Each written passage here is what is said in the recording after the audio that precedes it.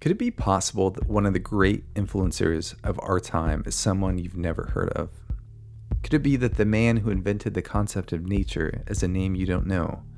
Is it possible that understanding who he was and his broad influences can help us see our reality clearer? The Station for Regeneration, where we're rewilding your world. Thomas Jefferson called him one of the greatest ornaments of the age. Emerson called him one of those wonders of the world. Darwin noted he would have never created the origin of species without his influence. In Russia, they called him the Shakespeare of sciences. He was the intellectual godfather to countless artists and scientists. He has more places named after him globally than any other man.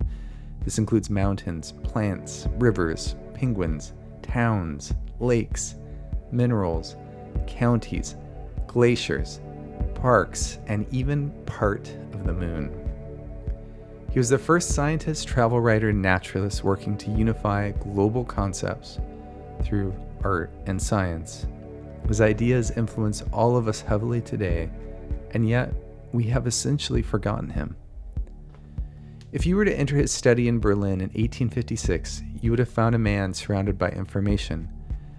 Books stretch from the floor to the ceiling, scientific measurement devices are strewn throughout, stuffed birds and mammals are crammed all around, and man looks distracted, writing letters to people from all around the world with boxes surrounding him. At times he would receive up to 5,000 letters a year, and he would respond to most of them personally, from presidents to school teachers. He was one of the great scientific connectors in history in this way. Who is this man who created the concept of the web of life?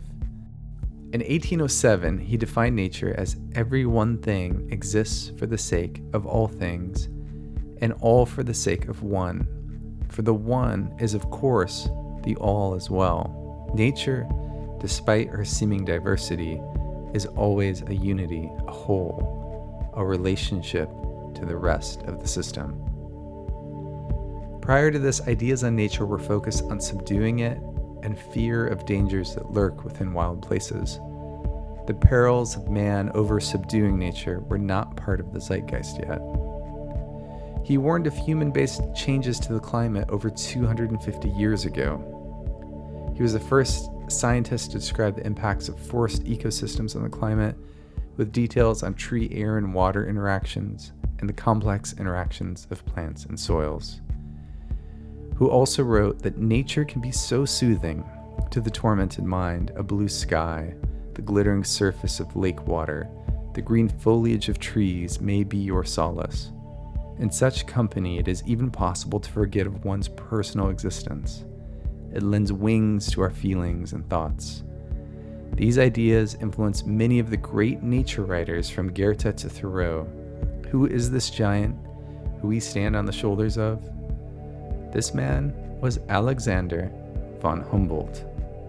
Please consider learning more about Humboldt by reading Andrea Wulf's amazing book, The Invention of Nature.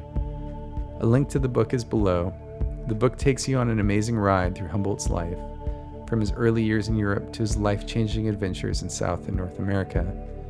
Along the way, he's connected with about every major historic name of the era. Even Napoleon was supposedly envious of him. By getting to know Humboldt, it helps to show the roots of current thinking around our relationship with nature. At a time where we all need to awaken and see these roots, it is a refreshing ride that will change how you look at the world around you.